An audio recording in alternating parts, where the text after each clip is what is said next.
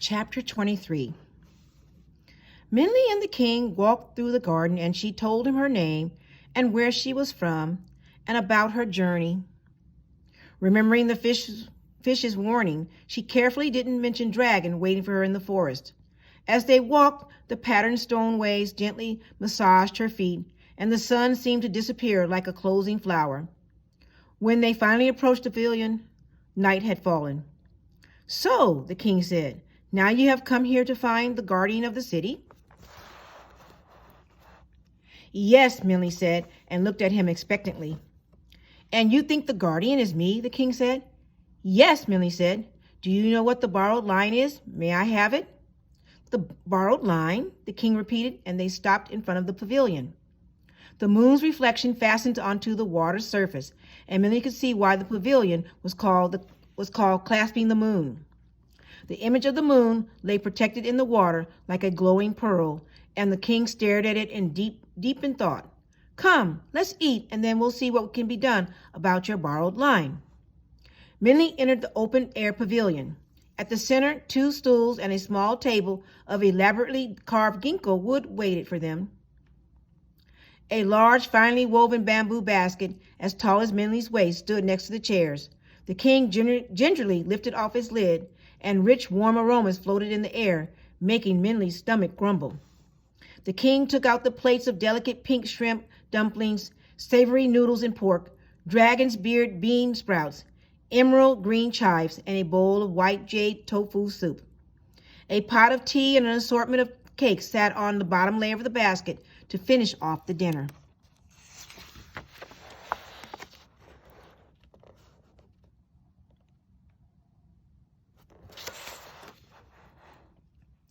The king handed Minley a pair of intricate gold chopsticks that weighed heavily in her hands, and with his urging, Minley began to eat what was easily the most delicious meal she had ever had. "I'm not sure what the borrowed line is that you are looking for," the king told Minley as he sipped his tea. They had finished eating the main meal, and she was enjoying a turtle-shaped cake filled with sweet and soft red bean paste, a taste not known to her before. As she swallowed, its richness seemed to warm her from her throat to her stomach. "But I think I can guess." With great effort, Minley stopped eating and looked at him. "You can?" she asked, and suddenly a hope filled her. "What do you think it is?" "Do you know why this city is called the City of Bright Moonlight?" the king asked.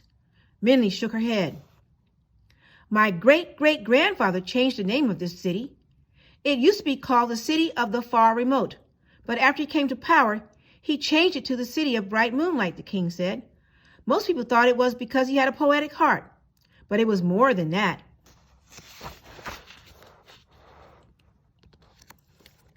"Have you heard the story of the magistrate that tried to outwit the old man of the moon?" Minley nodded. "He tried to kill his son's destined wife, but they ended up together anyway." "Ah, you know the story," the king smiled. "That magistrate was my great-great-grandfather's father, and this city is the city that his son became king of through the marriage." "So the story is real?" Minley said.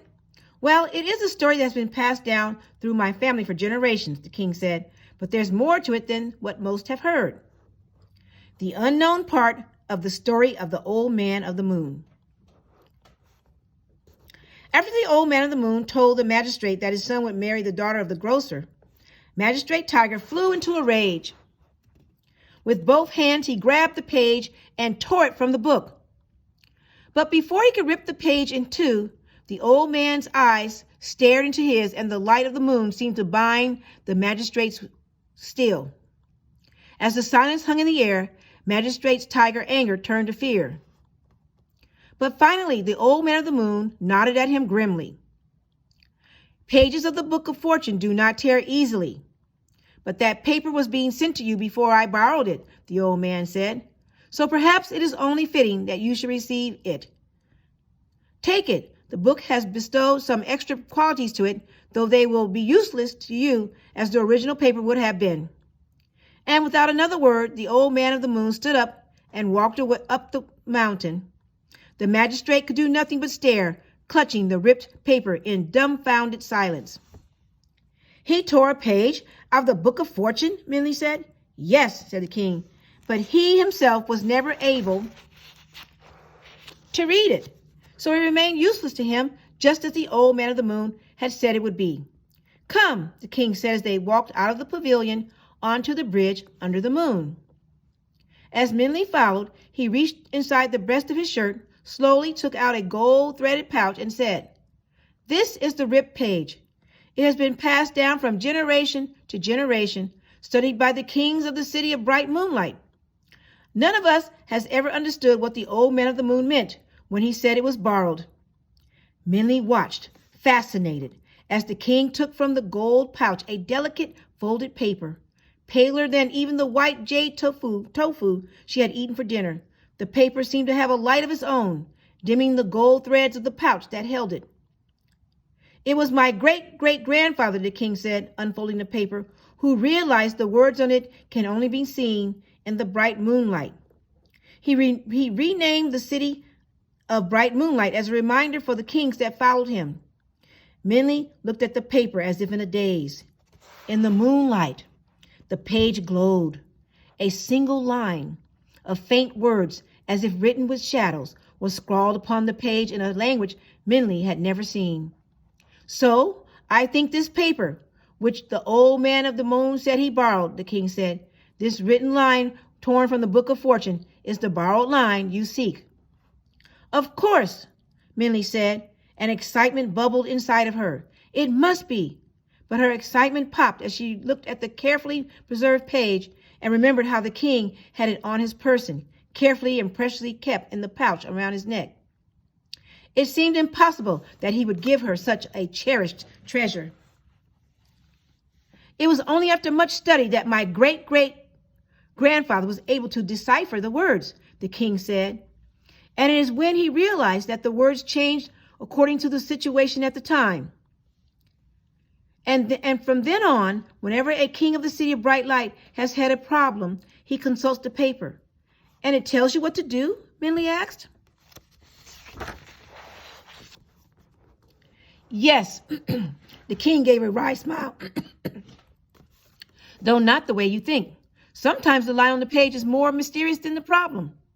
With that, the king looked down the line. As he read, a startled expression came across his face. What does it say? Minley asked. It says, the king said slowly, you only lose what you cling to. The king's words seemed to hang in the air. All was silent except for the soft rustling of the page in the gentle breeze. Minley, unable to speak, watched it flutter as if it were waving at her. So it seems your request, the king said, deserves consideration. The line tells me as much. Let me think. Minley looked at the king, quiet but puzzled. For generations, my family has prized this paper. We have honored it for its spiritual power and authority. It has been passed on and studied and cherished and revered. It has been valued above gold or jade, the king said slowly. But what is it really? Minnie shook her head, unsure if she should respond. It is actually, the king said, simply proof of my ancestors' rudeness, his unprincipled anger and ruthless greed. Yet we've disregarded that. Instead, we guard and protect this written line so dearly that the rulers of the city of bright light carried it at all times, not daring to let it out of their possession. The moon seemed to tremble as ripples spread over its reflection caught in the water. The king continued, again speaking more to himself than Minley. We have clung to it, always afraid of losing it, the king said. But if I choose to release it, there's no loss. Minley felt her breath freeze in her chest. She knew the king's mind was in a delicate balance. If he refused to give her the line now, she would never get it. And perhaps it was never meant for us to cling to. No matter whom the paper originally belonged to, this is a page from the Book of Fortune, a book that no one owns, the king said. So perhaps it is time for the paper to return to the book. The wind skimmed the water, and Minley could see her anxious face as pale and as white as the moon reflected in it. You only lose what you cling to, the king repeated to himself. He glanced again at the paper and then looked at Minley. A serene expression settled on his face, and then he quietly smiled and said, "So, by choosing to give you the line, I do not lose it." And with those words, he placed the paper in Minley's trembling hands. Chapter 24.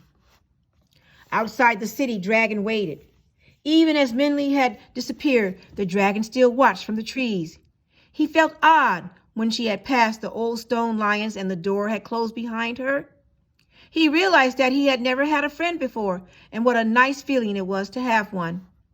And perhaps that was why the second night, when the sky darkened and the moon rose, Dragon crept out from the shadows of the trees and approached the closed, sleeping city. While he wouldn't admit it, Dragon thought just standing by the walled city might make him feel just a bit less lonely. The silver moon cast a frosted glow upon the rough stone wall and the guardian lion statues. Dragon stared at them as he approached the gate. Their stocky, heavily built bodies seemed to weigh down the stone platforms they sat upon, and the darkness of the night made their stiff, curly manes look like rows of carved blossoms. One lion held a round ball underneath his forearm. The other lion held down a lion cub that seemed to be grinning at him. In fact, all the lions seemed to be grinning at him as if he were a secret joke they were watching. "Am I so funny?" Dragon asked them as he passed. "Yes," burst out the small lion cub, wriggling free of his mother's paw. "You're very funny." As Dragon jumped back in surprise, the lion cub laughed out loud, obviously highly amused at the dragon's shock. But with his laugh, both adult lions shook themselves from their platforms. "Exile Mao," the lion scolded. "Don't laugh at the lost dragon. Besides, you know the rules. No moving in the presence of others." "But it's a dragon," the cub said, "not a people. He doesn't count for the rules, does he? Besides, he is funny. Big dragon trying to tiptoe like a mouse." "Exile Mao," the deep male voice of the other lion boomed in the air. The cub gave a half-hearted look of shame and was immediately quiet and still. By this time, Dragon had found his voice. "You're alive, then?" he said. "Of course we are," the male lion said, scrutinizing the dragon with interested eyes. "Everything's alive. The ground you're walking on, the bark of those trees. We were always alive, even before we were lions and were just raw stone. However, carving us did give us a bit more personality." "You're a fairly young dragon, aren't you?" the female lion said kindly. "You seem only 100 or 150 years. Don't worry, you'll learn soon." 100, the lion cub said. "I'm much older than you. I'm 868. "And you still have not attained wisdom," the father lion told him. "Don't tease the young one." "Well, where are you going here? What are you doing here?" the cub asked, not unkindly. "Dragons don't usually come down to the earth much. Are you lost?" Though unusual, the lions weren't unfriendly, so Dragon settled down and told them the whole story, being born, living in the forest, meeting Minley, and now their travels to find the borrowed line and the old man of the moon. The lions didn't interrupt once, though the cub did snicker from time to time. "You belong to Magistrate Tiger," the cub said when Dragon had finished. "That means you're the terrible dragon. You're the one that destroyed the king's father's palace. What a lot of trouble you caused." Dragon looked at the older lions questioningly. "About 100 years ago," the female lion said, "the king's father fled his home village. A dragon had destroyed his palace, and the people had cast him out, saying he was bad luck. He came here, intending to make his home with his son and to live off his son's wealth and power as the king of the city of bright moonlight. There were bad times for the city, as the king's father and the officials he brought with him were corrupt and greedy. We were very concerned."